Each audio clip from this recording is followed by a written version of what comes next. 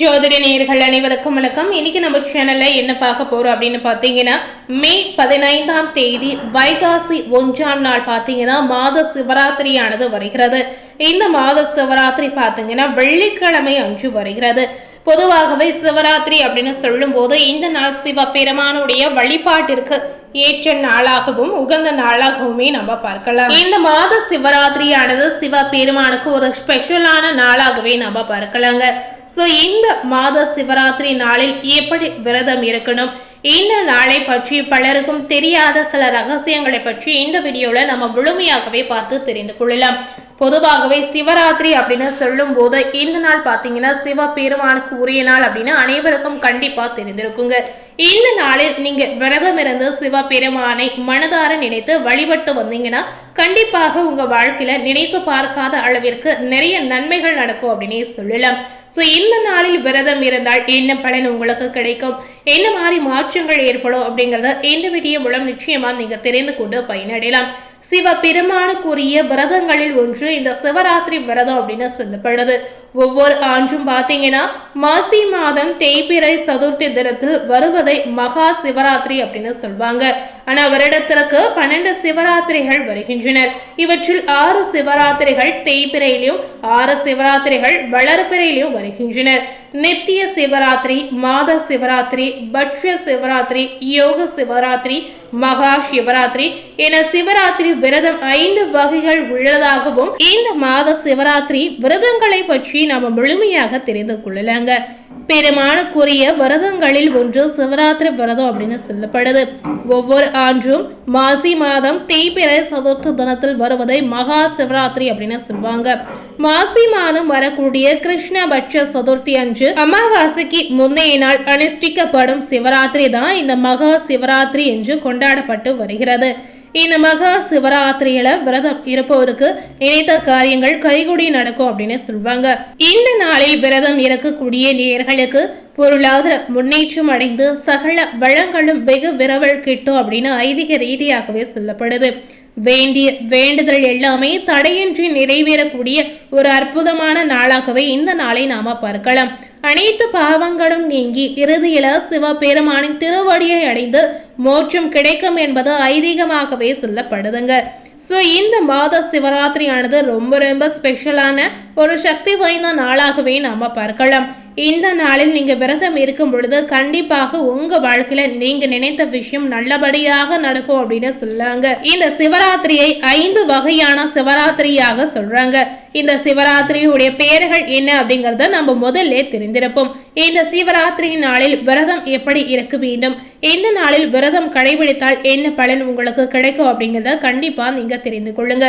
விரதம் கடைபிடிக்கக்கூடிய நேயர்கள் அனைவரும் பார்த்தீங்கன்னா முதல் ஒரு நாள் ஒரு பொழுது உணவருந்தி சிவராத்திரி அன்று உபவாசமாய் காலையில் குளித்து சிவ சிந்தனையுடன் கண் விழித்திருந்து 4 யாம வழிபாடு செய்யணுங்க. அடுத்த நாள் காலையில தீர்த்தம் ஆடி சுவாமி தரிசனம் செய்து அடியார்களுடன் உணவருந்தி விரதத்தை நீங்க நிறைவு செய்து கொள்ளலாங்க. தமிழ் மாதங்களில் ஒவ்வொரு மாதமும் வரக்கூடிய மாத சிவராத்திரிக்கு ஒரு சிறப்பு இருக்கு அப்படின்னு சொல்றாங்க. ஒவ்வொரு மாத சிவராத்திரி வழிபாடும் ஒவ்வொரு தெய்வத்தால் வழிபட்டதாகவும் சொல்லப்படுது. ஸோ இதற்கு நிறைய விவரங்கள் இருப்பதாகவும் குறிப்பாக சொல்றாங்க. சித்திரை மாதம் வரக்கூடிய மாத சிவராத்திரிக்கு உமாதேவியால் வழிபட்டது அப்படின்னு சொல்றாங்க. வைகாசி மாதத்துல வரக்கூடிய மாத சிவராத்திரிக்கு சூரிய பகவானால் இந்த நாள் வழிபட்டது அப்படின்னு சொல்றாங்க. ஆனி மாதத்தில் வரக்கூடிய மாத சிவராத்திரிக்கு ஈசனால் வழிபட்டது அப்படின்னு சொல்றாங்க. ஆடி மாதம் வரக்கூடிய சிவராத்திரியை பார்த்தீங்கன்னா முருகனால் வழிபட்டது அப்படின்னு சொல்றாங்க. இப்படி 12 மாதங்களுக்கும் ஒரு சிறப்பு இருக்கு அப்படின்னே சொல்லலாம். ஆவணி மாதத்தில் வரக்கூடிய சிவராத்திரி சந்திரனால் வழிபட்டது அப்படின்னு சொல்றாங்க. புரட்டாசியில வரக்கூடிய சிவராத்திரி பார்த்தீங்கன்னா ஆதிசேஷனால் வழிபட்டது அப்படின்னு சொல்லப்படுது. ஐப்பசி மாதத்துல வரக்கூடிய மாத சிவராத்திரியானது இந்திர நாள் வழிபட்டது அப்படின்னு சொல்றாங்க. கார்த்திகை மாத சிவராத்திரி பார்த்தீங்கன்னா சரஸ்வதி தேவியால் வழிபட்டது அப்படின்னு சொல்லப்படுது. மார்கழி மாதத்துல வரக்கூடிய சிவராத்திரி லக்ஷ்மியால் வழிபட்டது. தை மாதத்துல வரக்கூடிய மாத சிவராத்திரியானது நந்தி தேவரால் வழிபட்டது அப்படின்னு சொல்லப்படுது. மாசி மாதம் வரக்கூடிய சிவராத்திரியானது தேவர்களால் வழிபட்டது அப்படின்னு சொல்லப்படுது. பங்குனி மாதத்துல வரக்கூடிய மாத சிவராத்திரியானது குபேர நாள் வழிபட்டது. ஸோ இப்படி மாதந்தோறும் வரக்கூடிய சிவராத்திரியானது ஒவ்வொரு தெய்வத்திற்கும் வழிபட்டிருக்கக்கூடிய ஒரு முக்கியமான நாளாகவே பார்க்கப்படுகிறது. ஸோ இந்த 12 மாதங்களில் வரக்கூடிய சிவராத்திரியும் ரொம்ப ரொம்ப ஒரு ஸ்பெஷலான நாளாகவே நாம பார்க்கலாம். ஸோ இப்படிப்பட்ட இந்த நாளில் நீங்கள் மனமுறைக்கு சிவபெருமானை நினைத்து விரதம் இருந்து வந்தீங்கன்னா கண்டிப்பாக உங்கள் வாழ்க்கையில் நீங்கள் நினைத்தது நல்லபடியாகவே நடக்கும் அப்படின்னே சொல்லலாங்க. மாத சிவராத்திரி நாளில் சிவனை நீங்கள் வழிபாடு செய்வதும் சிவ தரிசனம் செய்வதும் சிவ நாமங்களை சொல்லி ஜெபிப்பதும் மகத்தான பலன்களை உங்களுக்கு தரும் அப்படின்னு சொல்லப்படுது. இதனால சிவபெருமானுடைய பரிபூரண அருள் ஆசீர்வாதம் உங்களுக்கு முழுமையாக கிடைக்கும் அப்படின்னு ஐதீக ரீதியாகவே சொல்லலாம்.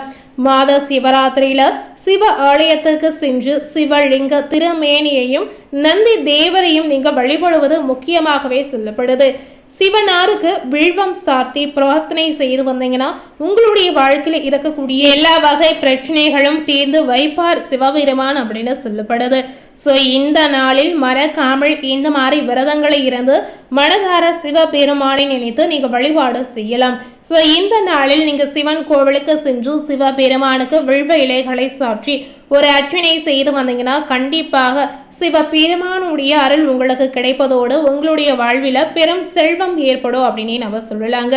ஸோ கண்டிப்பாக இந்த நாளில் விரதங்களை நீங்கள் மேற்கொள்ளலாம். இந்த நாளில் சிவபெருமானுடைய பக்தர்கள் அனைவரும் அவரை மனதார நினைத்து விரதங்களை கடைபிடிக்கலாம். மாத சிவராத்திரியுடைய மகிமைகள் பலருக்கும் தெரியாதுங்க. இந்த சிவராத்திரியில நீங்க விரதம் இருக்கக்கூடிய நேயர்கள் அனைவருக்கும் ஒவ்வொரு நேரத்திலும் பார்த்தீங்கன்னா ஒவ்வொரு மாதிரியான மாற்றங்கள் ஏற்படும் அப்படின்னே சொல்லலாம்.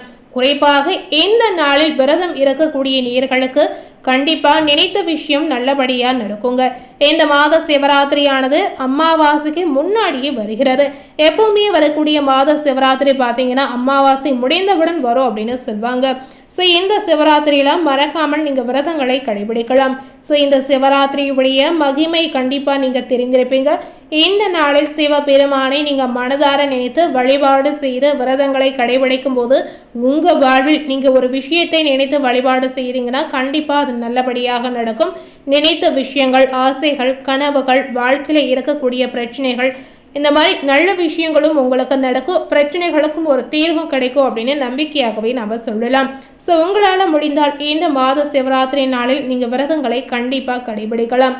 சிவனை மனதார நினைத்து வழிபடக்கூடிய நேர்களுக்கு சிவபெருமானுடைய அருள் கிடைப்பதோடு உங்கள் வாழ்க்கையில் இருக்கக்கூடிய எல்லா வகை பிரச்சனைகளும் கண்டிப்பாக தீர்ந்து போகும் அப்படின்னே நம்ம சொல்லலாங்க. ஸோ இன்னைக்கு நம்ம சேனலில் மாத சிவராத்திரி அன்று எப்படி விரதம் இருக்கணும் அப்படின்னு தெரிந்திருப்பீங்க. மேலும் இது போல ஒரு புதிய தகவலை தெரிந்து கொள்ளணும் அப்படின்னு நினைத்தீங்கன்னா மறக்காமல் நம்ம சேனலை சப்ஸ்கிரைப் பண்ணி பக்கத்தில் இருக்கக்கூடிய பெல் பட்டனையும் மறக்காமல் ப்ரெஸ் பண்ணிடுங்க. தேங்க்யூ.